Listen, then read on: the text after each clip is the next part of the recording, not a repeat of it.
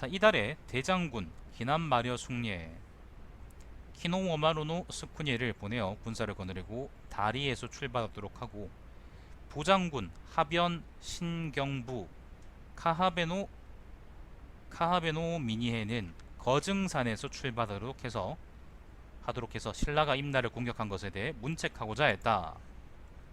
자, 드디어 외놈들이 드디어 이제 군사를 일으켰습니다. 거증산이라 그러면 어디냐 하면은,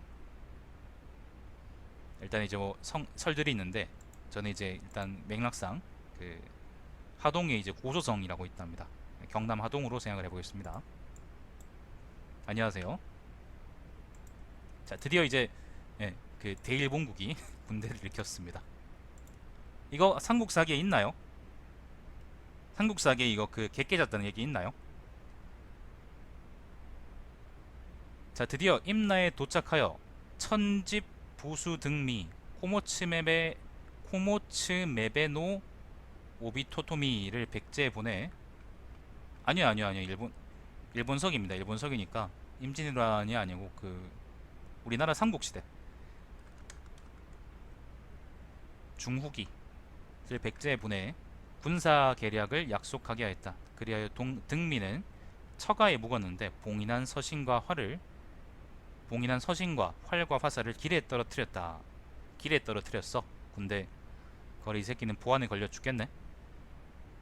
신라는 군사 계략을 모두 알고 갑자기 대병을 일으켰지만 계속 패하여 투항하기를 빌었다. 자, 신라가 일본의 모든 군사 계획을 알고 일본군을 공격했는데, 외병을 공격했는데 계속 패했답니다.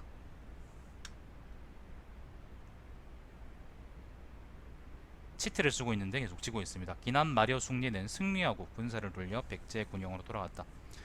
군중에 명을 내려 무릇 이겨도 패하는 것을 잊지 말고 편안할 때도 반드시 위험할 때를 생각해야 하는 것은 옛날의 훌륭한 교훈이다. 지금 있는 곳은 승량이와 이리 같은 적과 접해 있으니 경솔하게 행동하면 별난이 일어난다는 것을 잊지 말아라. 하물며 평안한 시대에도 칼을 몸에서 떼어놓아서는 안 된다. 무릇 군자는, 자, 군자 얘기도 나오네, 무기를 갖추는 일을 그칠 수 없다. 잘 경계하고 이 명령을 힘써 받들도록 하라라고 명하였다. 군사들은 모두 신뢰하고 복종하였다. 하변 신경부는 홀로 나아가 싸워서 싸우는 곳마다 모두 함락시켰다. 신라가 다시 백기를 들고 무기를 버리고 항복하였다. 하변 신경부는 원래 병법을 알지 못하여, 병법을 모르는데 이렇게 잘 싸웠다고? 신라를 향해 백기를 들고 쓸데없이 홀로 나아갔다.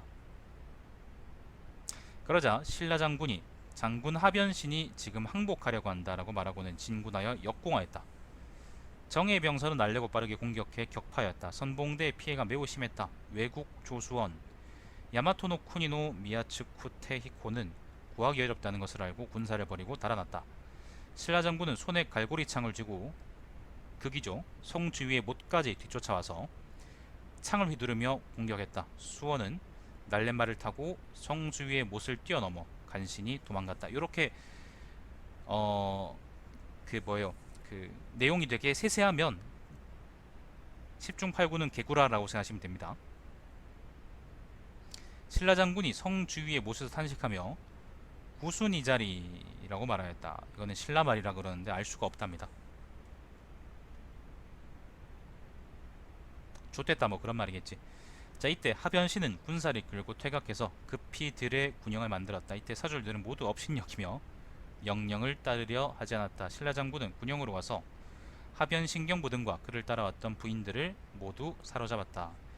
이때는 부자도 부부도 서로 도울 수가 없었다. 신라 장군이 하변신에게 네 목숨과 부인 가운데 어느 쪽이 더 중요한가라고 물으니, 어찌 한 여자를 사랑하여 화를 얻겠는가, 어느 것도 목숨보다 중요한 것은 없다라고 대답하여 부인을 첩으로 삼는 것을 허락하였다. 세상에.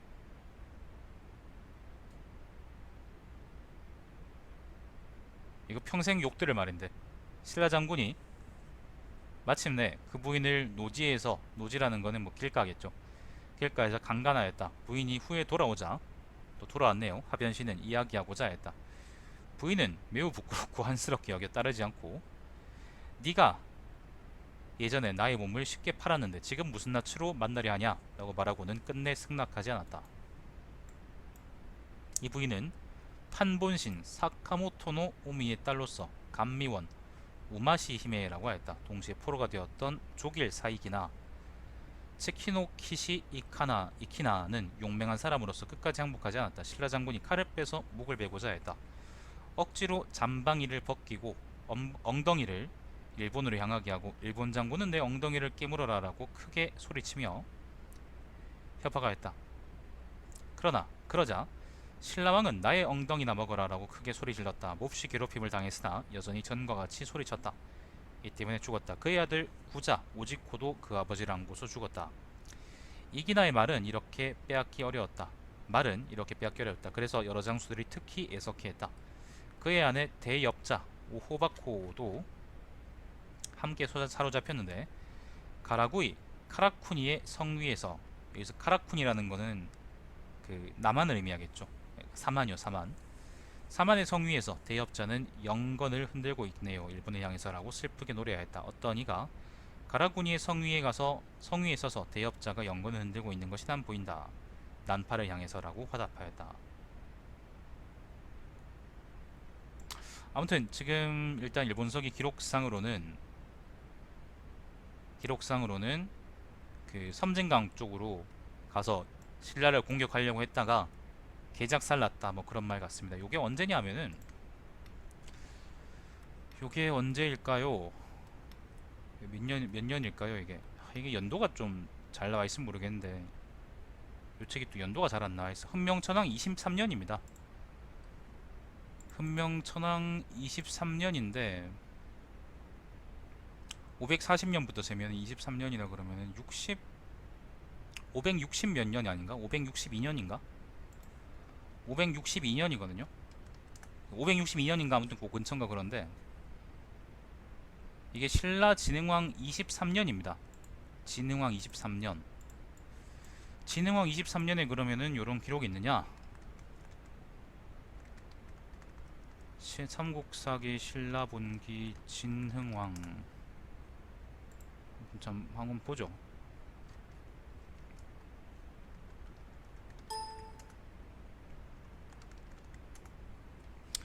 23년쯤이죠. 19년에 이런 기록이 있습니다. 19년 봄 2월에 귀족 집안의 자제 및 6부의 호민들을 시켜서 국원경을 채웠다. 남아 신득이 포노를 만들어 바쳐 성위에 설치했다. 자, 이게 23년입니다. 23년 가을 7월에 백제가 변경 주민들을 침략하였다. 왕이 군사를 출동시켜 막아 1천여 명을 죽이고 사로잡았다 라고 하는데, 아까 요 얘기가 언제냐면은 23년 여름 6월이거든요. 6월이니까 이제 전투는 대략 한 7월쯤 벌어졌다고 치면은, 6월 7월 7월이니까 사실 요게 바로 그 신라본기에 있는 진흥왕 23년주하고 사실 내용이 같긴 하네요. 다만 이제 공격한 주체가 일본이 아니라 백제로 되어 있네요.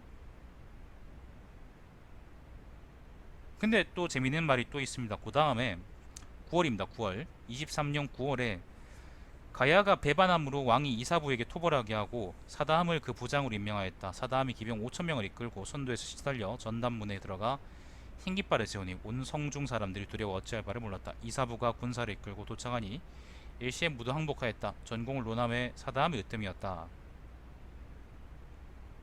뭐 등등등 그런 얘기가 있는데,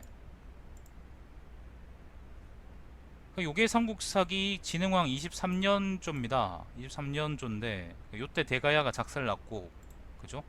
대가야가 작살났고, 그리고 그 백제를 변경해서 맞아 싸웠다 그랬는데, 백제를 변경해서 맞아 싸웠다는 게 도대체 그게 어딘지는 여기 안 나와 있어요.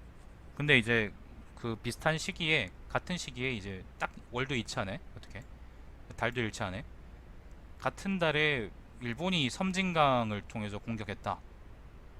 혹은 이제 그 여기 어디에요? 그 거증산이라 그랬는데, 거증산의 위치가 여기일 수도 있고 하동고수정일 수도 있고, 이제 아니면 정복 장수라 그랬으니까, 장수라 그러면 전주 동쪽이거든요. 이쯤이 장수거든요. 이 장수인가? 무주구나 이게. 장수는 아무튼 이 근처인데 그 이쪽이 장수니까 여기 장수구나. 장수니까 변경해서 공격해왔다라는 기록하고도 일치하고 그러네요. 일본석에 나와 있는 기록이 사실은 백제 기록인가? 백제 기록을 이렇게 지들이 그 군대를 보내서 이렇게 했다고 적어놨을 수도 있고 아닐 수도 있고 뭐 그렇지.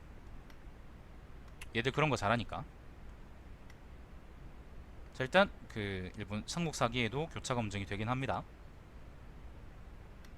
진흥왕조에 나옵니다.